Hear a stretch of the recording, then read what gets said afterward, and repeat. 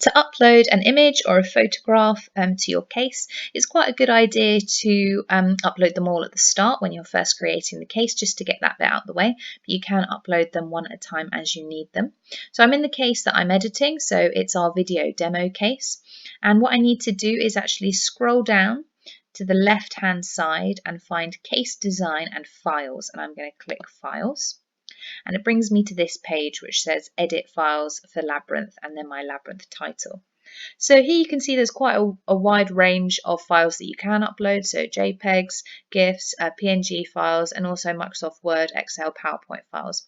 We're actually going to be uploading a photo of my cat.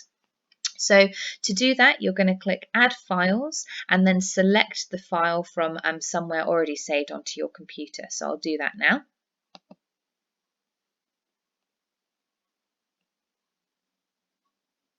The file then appears here, and you need to click Start Upload for it to actually upload onto the case. And what happens is this general statement appears, which wants to make sure that you have copyright of the image. When you do, you're going to click I agree. And then the image appears in this table. So here's the picture of my cat. And what happens is every image is given an embeddable code. So here's the embeddable code for this image. And what that means is every time I want this picture to appear on a node, I have to copy and paste this code onto that node to sit within the text. So we'll do that now. So I'm going to highlight and then Control C or copy this code.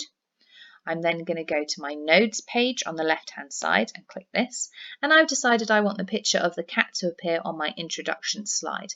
So here's my introduction slide. I'm going to click edit, scroll back to the top, and here we are with my introduction slide text.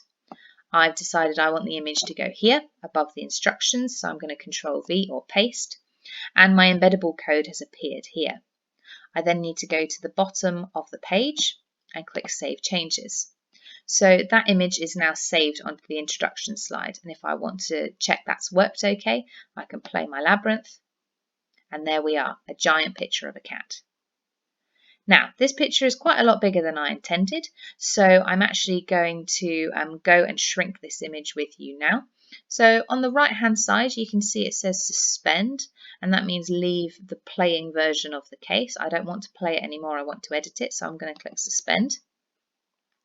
I've come out of the Open Labyrinth altogether, so I need to go back to my Labyrinths, video demo case, here we are, and I'm going to click edit. If I clicked resume, it would mean resume playing the case. So I'm going to go edit.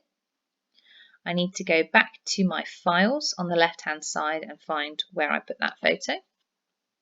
Here she is, here's the cat.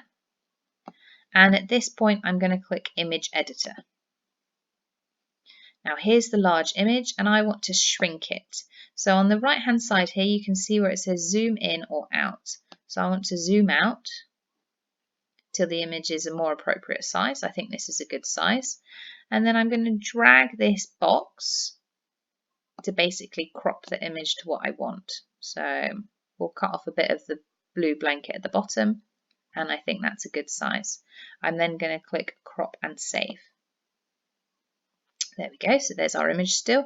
The embeddable code stays the same. So now hopefully if I go and play the Labyrinth case, that cat picture will be a more suitable size. There it is. So that's how you embed an image and also edit its size.